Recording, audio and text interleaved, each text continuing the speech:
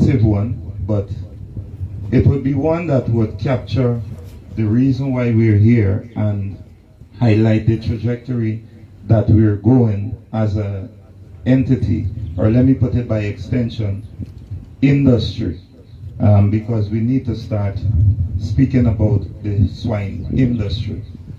When we look at what would have transpired during the first half of 2022, we as the livestock entity, we must say we are proud of our performance, but there's still room for improvement.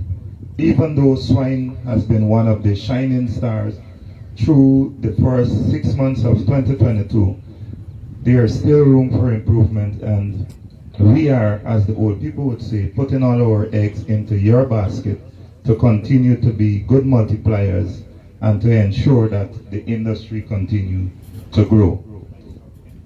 Additionally, we've been faced with a number of external factors which we as a country, we don't have control over.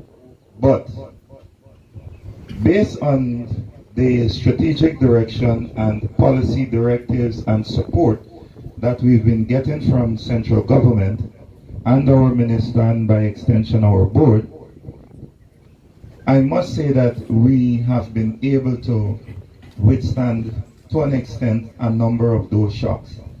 In the region, we're still faced with the threat of ASF, African swine fever, and as a country, we're doing all that we can to ensure that that stays outside of our borders.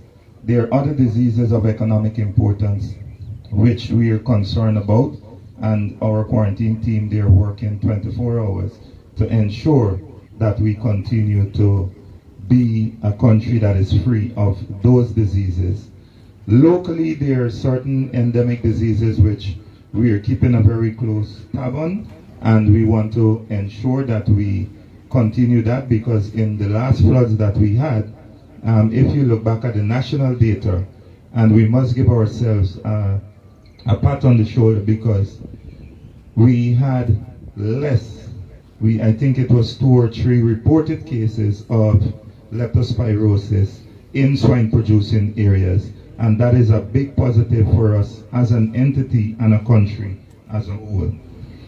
The issue of feed, I know you the farmers have been approaching us from time to time with respect to how GLDA can help, and because of the current cost of feed, again that would fall into the bracket of some of the external factors, and by extension we also have climate change, which we don't have control over also at this point in time, because we depend heavily on the rice industry, and what we would have seen for the past 3 years, continued saturated fields, is putting tremendous stress on our industry and productivity for that sector. Ladies and gentlemen, I was asked to do the opening remarks, and I will be your chair. So I think I should stop for now, because I can be a little long-winded at times. So I will ask Mr. Garnett to join me here at the podium to give a few remarks.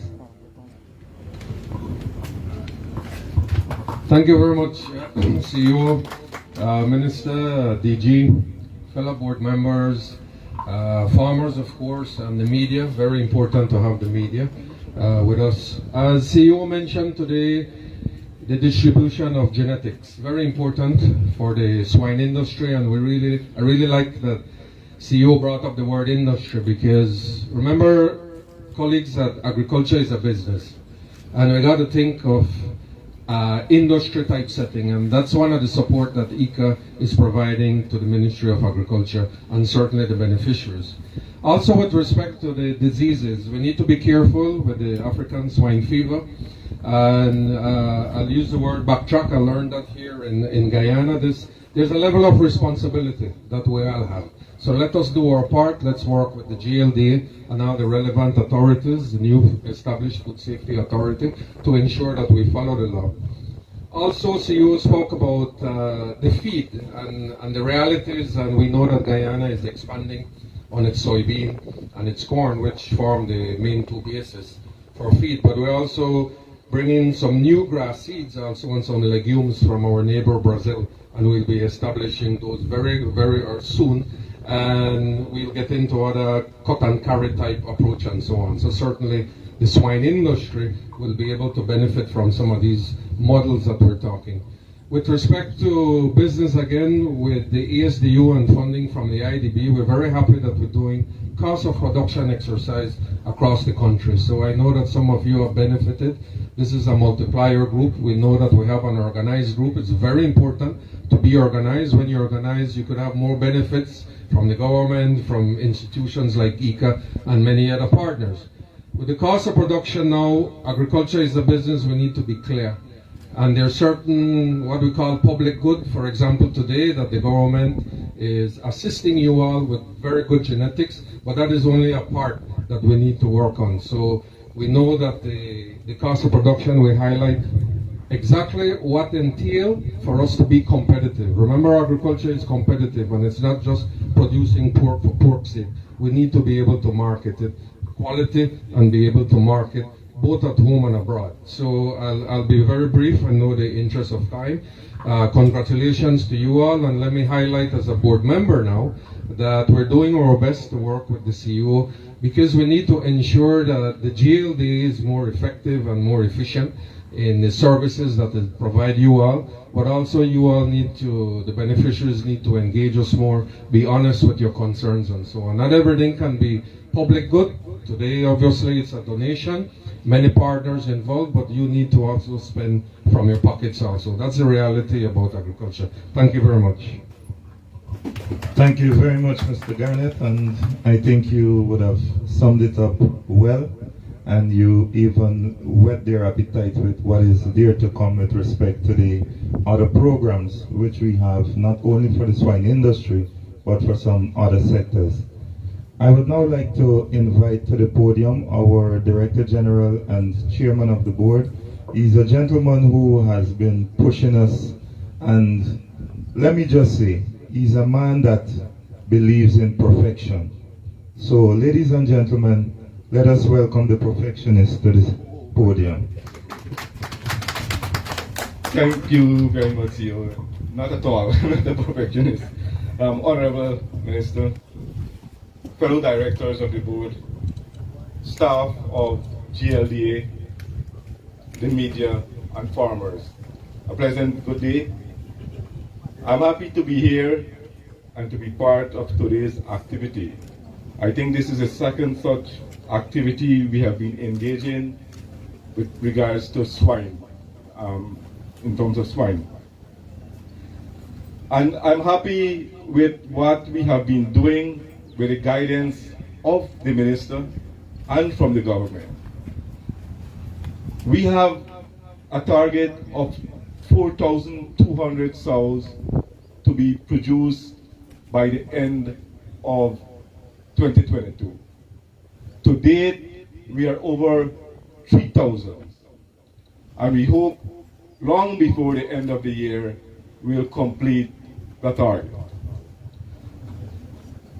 That, along with other areas in the livestock industry, whether it's cattle, poultry, and other small ruminants, we have set ourselves targets. And you have heard from the CEO and Mr. Garnett what we have been doing as a board. We measure our performance. We measure where we were at January this year, and we continue to measure on a monthly basis our production. And at the end of the year, we will make a good assessment of where we are. Whether it's here at our facility, or whether it's at Ibini, or any other place across the country, we are measuring what we are doing. Over the weekend, myself, CEO, and other heads of agency spent a few days in Region 9. And while the report is being prepared, and I have already highlighted some of the important aspects to the minister. We have over 11,000 in our flock of swine in Region 9, and we have not covered all the area. And there's over 36,000 heads of cattle that is in Region 9. And as I said, it's a small, we haven't not covered the North Park Rim, right? We haven't covered all of it. And so whether it is on the coast or any part of the region, we'll continue to ensure the development of the livestock industry. We are keen, and as board members and from directive from the minister, we'll continue to enhance the livestock industry. When we finish today with the handing over, the minister will be having a few words with the board. You know why? The minister wants to ensure that our program is on track. He will make an assessment, he makes monthly assessment and give us some more guidance and probably some policies directive so that we continue to perform the way we are performing. I'm happy for those farmers, those recipients who will be receiving stock from us today, genetic stock from us today. Please ensure that you continue to work with us, care the stocks that you have so we can continue to multiply it and to ensure that we address the issue of food security, and more importantly, to ensure that we reach 25% by 2025. That's reducing our export. So to you, congratulations, and we'll continue to work with farmers across our country. Thank you very much. Thank you very much, DG. Simplicity is a good thing.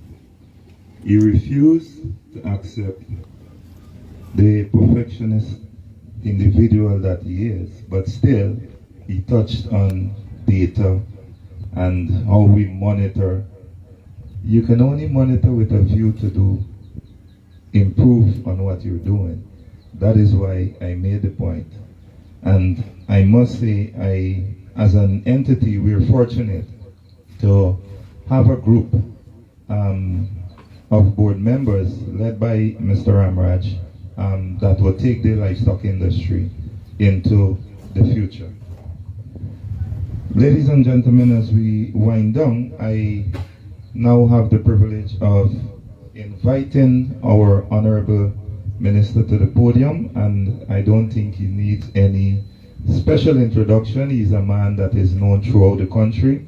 Yesterday we were in Region 8 in Monkey Mountain, and when you heard a farmer, one farmer said, "Minister, you touch on everything, but you didn't touch on aquaculture."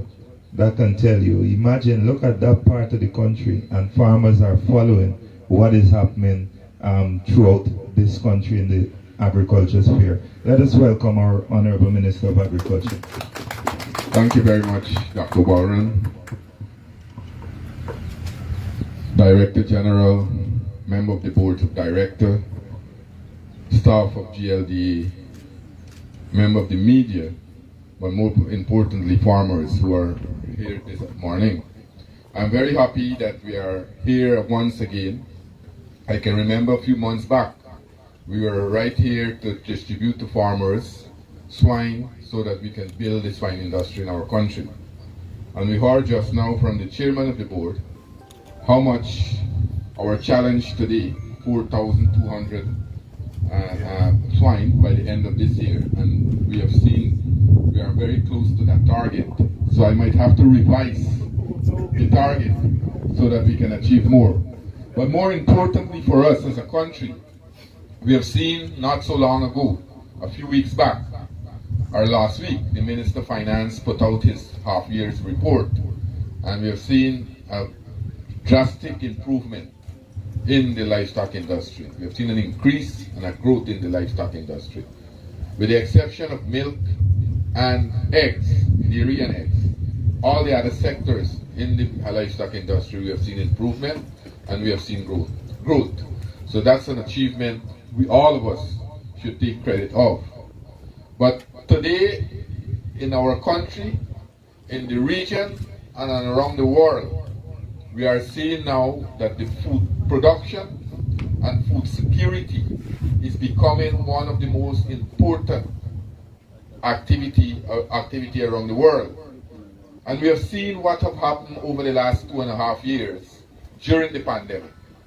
Many countries that had large finances were unable to purchase food, because what we are witnessing, we are actually witnessing a food crisis around the world. And we are very fortunate in Guyana that we are producing most of the food that we are consuming. But as a government, we are not satisfied with that. We want to increase production. And that is why you will see that we are making budgetary allocation in various sectors, especially the agriculture sector. Because if the agriculture sector is successful, then we can achieve food security. And many countries around the world are now looking to at least produce more food that they used to produce. Countries that had solely depended on tourism and other sector we are seeing now are diversifying their economies. And we have an important role to play, Guyana, because today Guyana is recognized throughout the world. Organizations like ECA, organizations like the FAO are recognizing the leadership that Guyana is playing and Guyana is giving to the region, Latin America, and the agriculture sectors around the world. Our president today is leading the agriculture agenda. And I want to tell you that all of us should be proud of his leadership, because today Guyana is playing that role to ensure that we reduce the food import bill by 25% in 2025. And we are seeing a lot of stride has been made over the last few months. Places like Barbados, Trinidad and Tobago, the Eastern Caribbean countries are now looking forward for the help and the guidance from our country. We were able to send technicians to Barbados, technical officers in Barbados, to help them to start develop the agriculture sector. Who would have imagined that places like Barbados will start production of brackish water shrimp? But with our intervention, with the support we have given them technically, in another few months from now, they will start the production of brackish water shrimp. We are seeing a number of other crops that we are helping these countries, places like Trinidad. We have given them a number of coconuts. We have Barbados root crops, yam, sweet potato, cassava. And we have been working very closely with Barbados to start the black belly sheep industry. I am mentioning these things that this is not only the activity that we are doing here today, to come here to give to farmers some swine and make it a routine thing. But what we are doing here today will contribute to the bigger picture in achieving food security, and also reduce the food import bill of CARICOM, and also work towards achieve the objective and the programs of the government of Guyana. So all of us have a role to play. And today's activity, we're now at the, I believe our production level is about a million kg, about 990,000 kg. We are hoping that in the next 3 years, we can increase swine production in this country to about 4 million kg. And that is achievable. That is achievable. All of us to ensure that we work towards that goal. And we are looking today to not only be self-sufficient in our country. As a matter of fact, in some sector, in the agriculture sector, we have already, some sectors in the agriculture sector, we are already self-sufficient. Things like the poultry industry. We know for a fact that we are continuously working to develop the poultry industry. We want to be a net exporter. We want to increase swine production. We want to develop and increase cattle, beef, and dairy production. We want to develop and increase the small ruminants production. But we cannot do it, and we cannot be a net exporter if we continue to import the basic ingredients, the basic needs, things like feed. So if we want to increase and improve our livestock industry, then we have to produce our feed. And as a government, we are not putting our hands in the air and say we can't do anything now because there's a crisis in the world. We are seeing climate change is real. We are seeing a lot of inputs in the agriculture sector has risen drastically. But we are doing new things. We are doing new things to ensure that we work towards achieving this food security that we are talking about. So last year we started, we heard Mr. Garnett talk about the corn and soya. I've been working very closely with ICA to develop not only corn and soya but other industries, right? And I will tell you in a minute what we have been doing. But last year we started at 125 acres of corn and soya. We recognize that to reduce the cost of production, we recognize to improve the livestock industry, then we'll have to diversify. And we have been doing just that.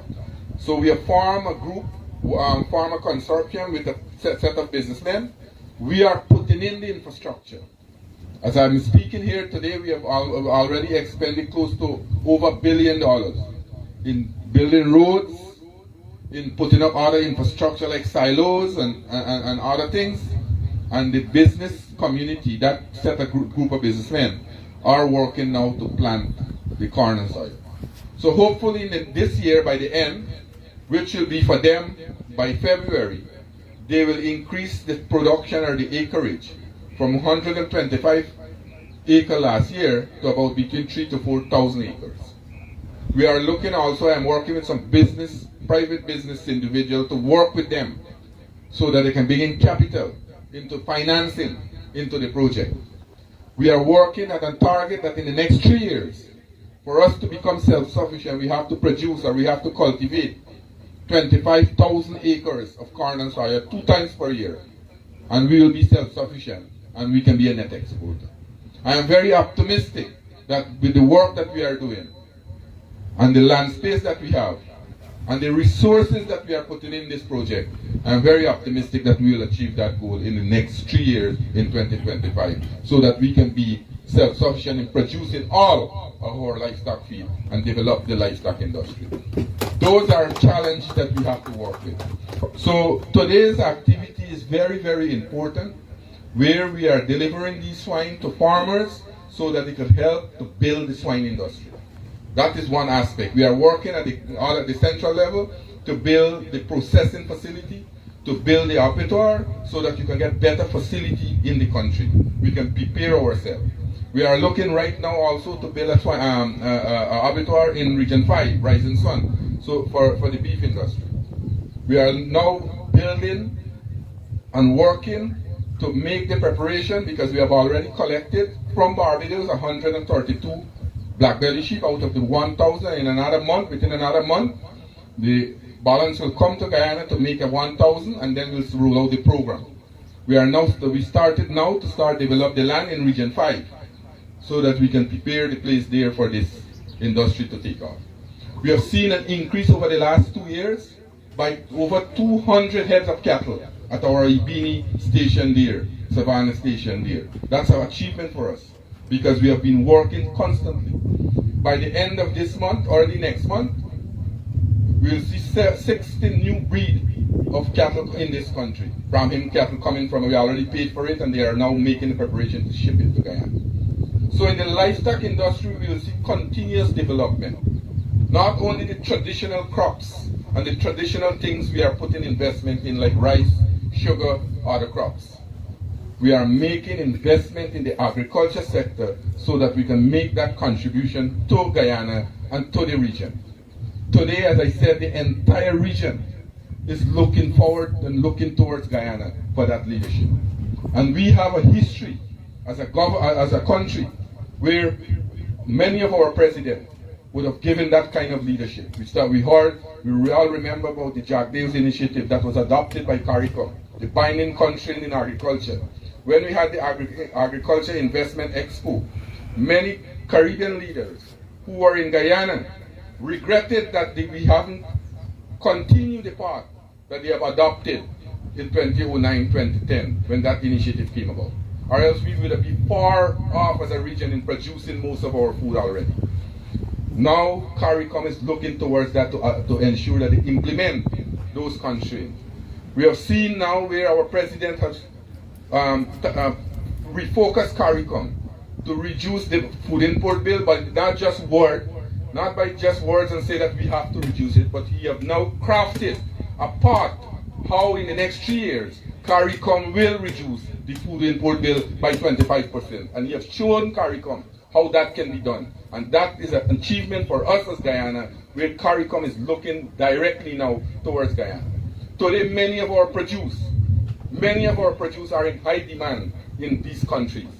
All the non-tariff barriers are being removed now just to accommodate produce from Guyana going into the Caribbean country, especially places like Trinidad and Tobago, Barbados. We have seen a 36% increase in exporting these crops to the Caribbean countries. So all these things are contributing towards the success in the agriculture sector. And today in Guyana, although we have one of the most attractive sector, the oil and gas sector, many of us were looking forward to 2 years ago when we talk about development, that the oil and gas sector will bring in all the revenue and do everything for us under the sun. We are seeing now a renewed interest in this agriculture sector. We are seeing more demand for agricultural land. We are seeing more demand for people to get into the agriculture activity. Why?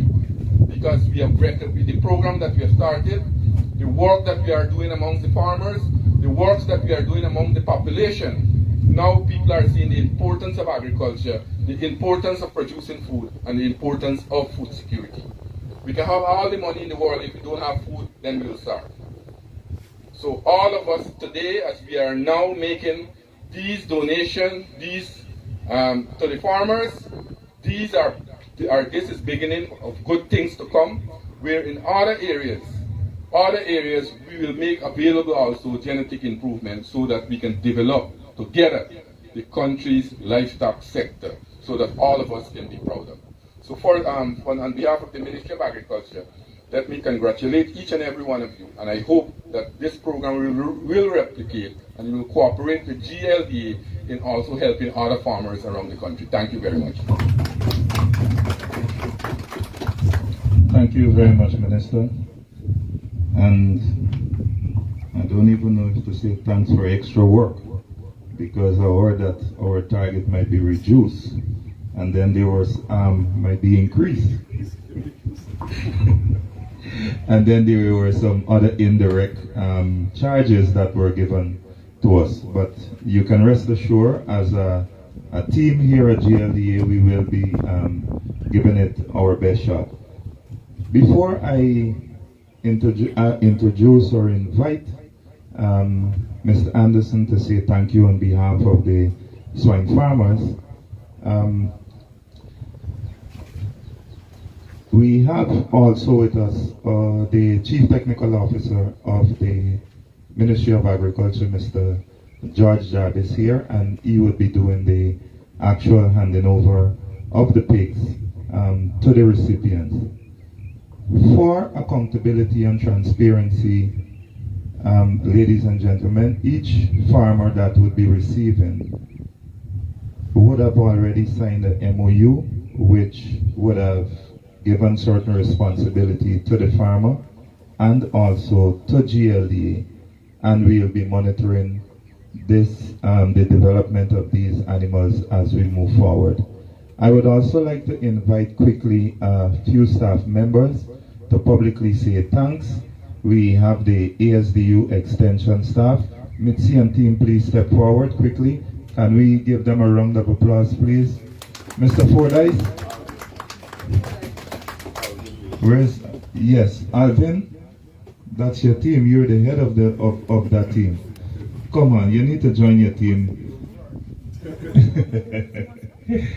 Yes, they have been instrumental in terms of ensuring that, you know, you guys that would be receiving today would have passed muster, and it's not by chance that you're here.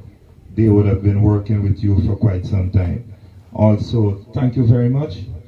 We have another team, our genetic improvement team from GLDA, Dr. Lashley and team, and Mr. Cameron. Where are they? Cameron, step forward quickly, please. Where's Jamila and the others?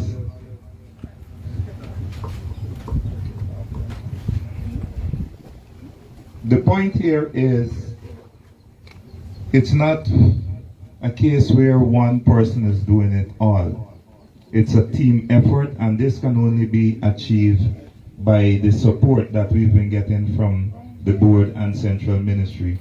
Dr. Lashley and her team, they have been working throughout the country improving genetics, and Mr. Cameron, he is integrally involved in executing the production-related activities at the extension level throughout all the regions of Guyana. So let's give them a round of applause again. Thank you very much, and continue the good work. I wouldn't ask Mr. Jarvis to do the handing over now. I will just ask Mr. Anderson to come, say thanks, and then we'll just move over to the trailer, livestock trailer, where the actual handing over would take place. Mr. Anderson.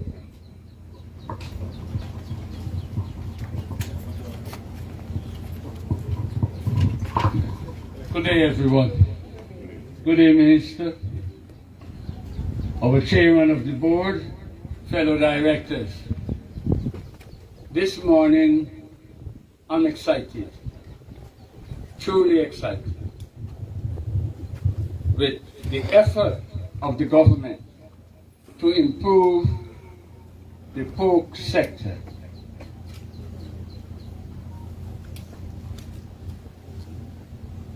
Farmers, we have been given an opportunity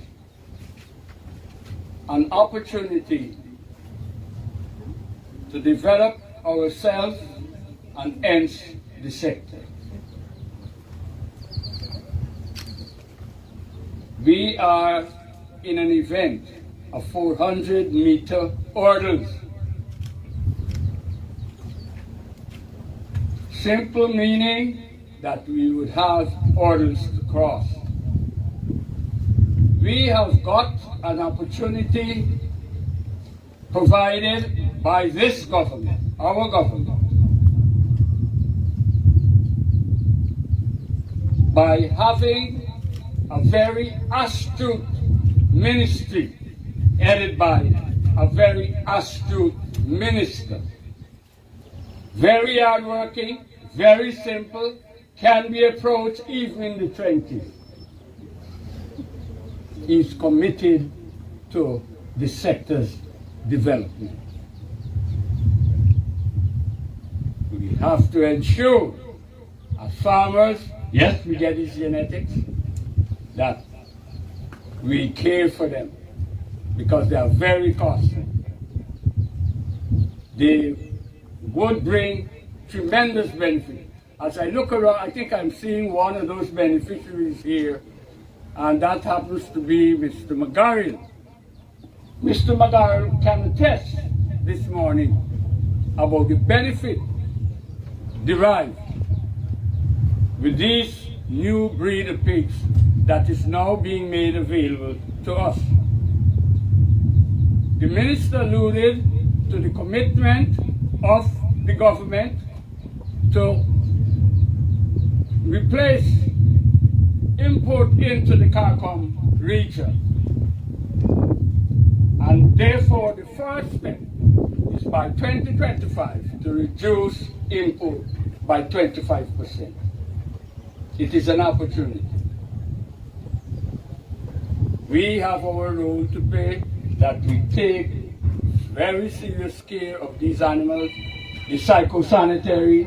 We need to follow them closely and ensure that we progress as we should. Mr. Minister and your team, the people from the genetics area, I'm extremely excited. You have Mr. DeGroot somewhere around here. He can tell you the time those people stop, the genetic crew, they start working from 5 in the morning. One morning we turn up there, myself and him, for 5 o'clock, and they were all at their station.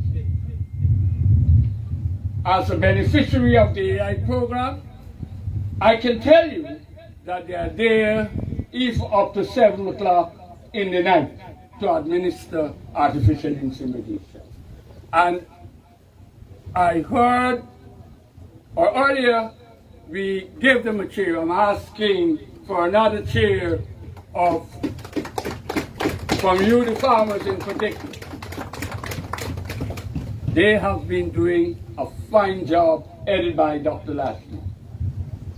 Mr. Minister, we are grateful for your contribution. We hope that we can continue to work together and to take this sector forward. Thank you. Thank you very much, Mr. Anderson. I think that was a mouthful and a half. Can you all just go towards the livestock trailer so we can have a picture and the actual presentation ceremony?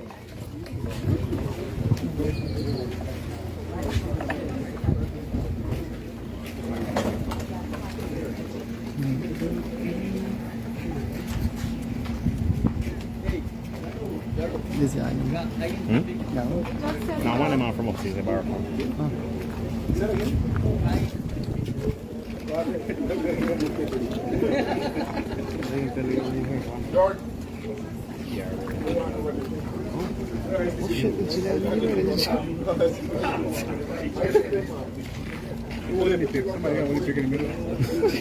You know, hold on my body. He's insane.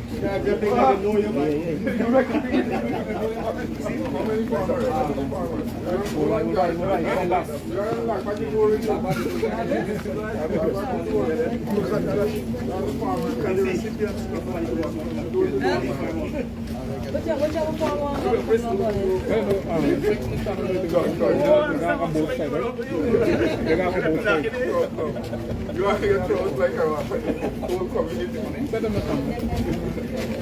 Where the power is.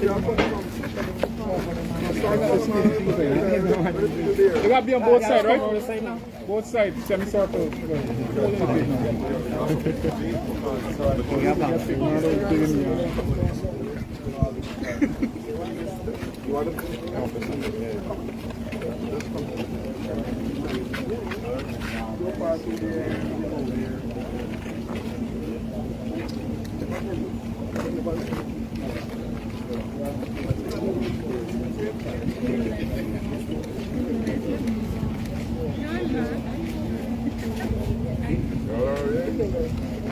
Somebody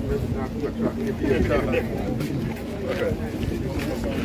George, I'm going to go over the pig.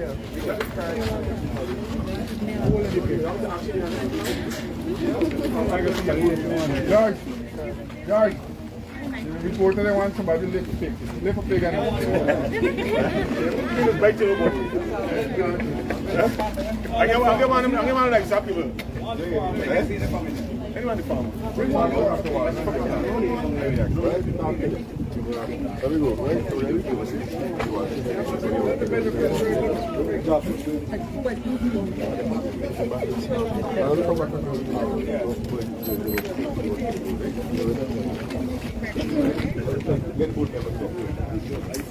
Let me go right under the shed then. Yeah, right there.